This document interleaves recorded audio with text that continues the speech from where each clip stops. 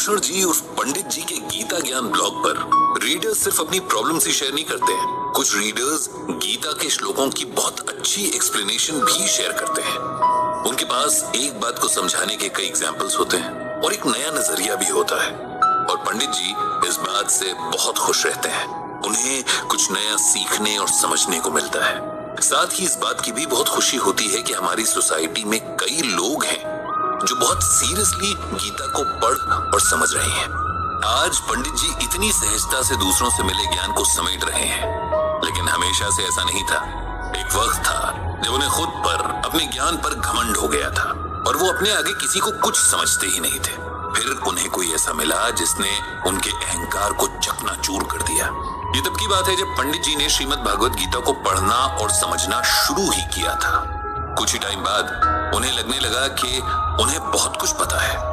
कुछ श्लोक रट लिए थे, उनके अर्थ बस समझे ही थे। रियल लाइफ में कहाँ अप्लाई होंगे, कैसे अप्लाई होंगे, इस बारे में कोई अंदाजा नहीं था।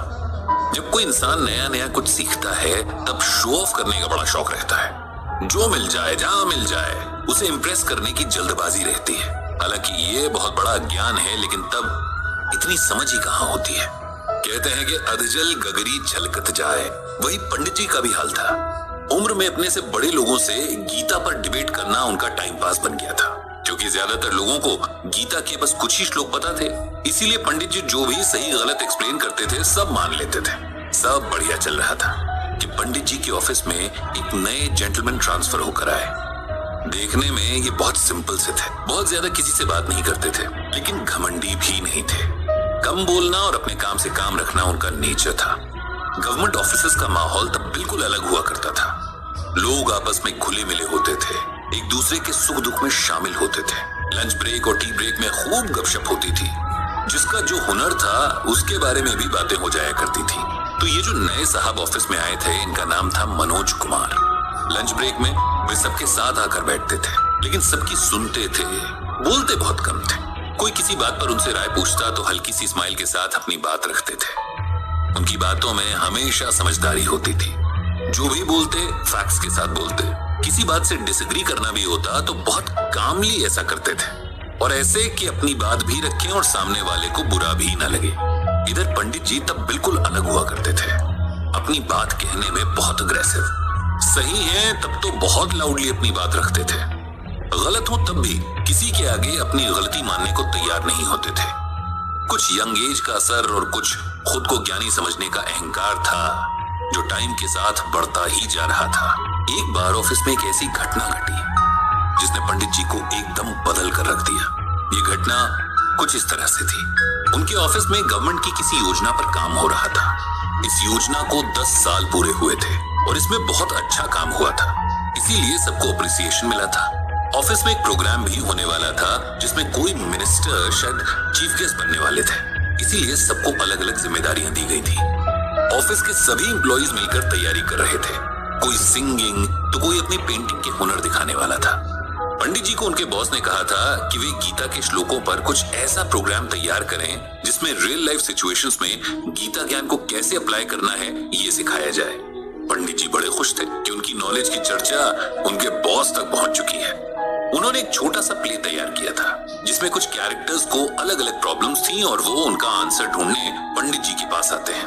फिर पंडित जी उन्हें गीता के श्लोक सुनाकर उनका मतलब समझाते हैं और उनके डाउट्स क्लियर करते हैं। मनोज जी ने जब ये आइडिया सुना तो उन्हें बहुत पसंद आया।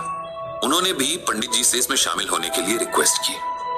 पंडित जी ने कहा कि अगर उन्हें ये आइडिया पसंद है तो बिल्कुल वे इसमें कोई भी रोल प्ले कर सकते हैं।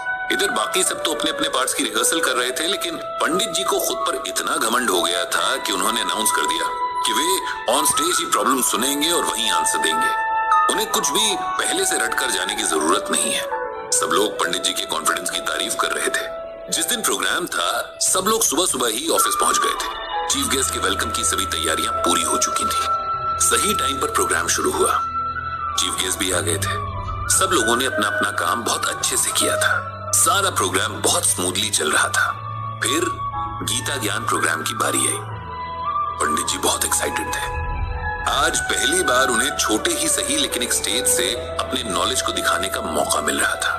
एक दो क्वेश्चंस के आंसर्स तो पंडित जी ने बहुत अच्छे से दे दिए, लेकिन फिर उनकी मुश्किल मुश्किल बढ़ती गई, क्योंकि लोग सच में अपनी रियल लाइफ सिचुएशंस के आंसर्स मांग रहे थे।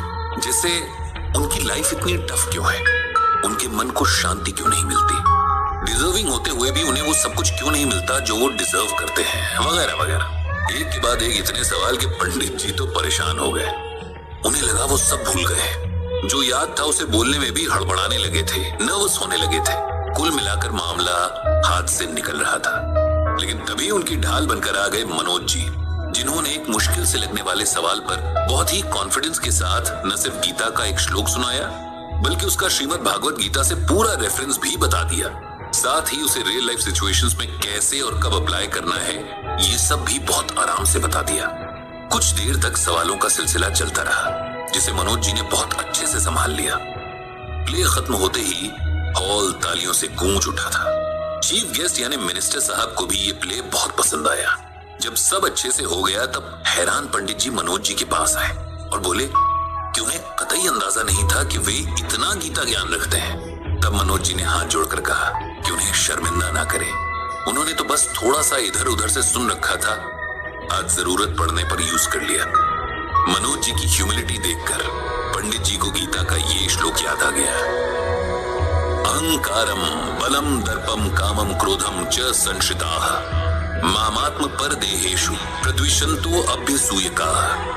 भगवान श्री कृष्ण अर्जुन से कहते हैं कि हे अर्जुन, एक बार अहंकार के कंट्रोल में हो जाने पर इंसान पशु से भी नीचे गिर जाता है। ऐसा इंसान सोसाइटी में अपनी रिस्पेक्ट खो देता है और ऐसा व्यक्ति शारीरिक दृष्टि से मनुष्य होते हुए भी मानसिक दृष्टि से पशु ही होता है। सिंपल वर्ड्स में इसका मीनिंग ये है कि अहंकार इंसान का सबसे बड़ा दुश्मन है। अपने ज्ञान पर, पैसे पर, शरीर पर या स्टेटस पर, किसी भी चीज पर अहंकार नहीं होना चाहिए।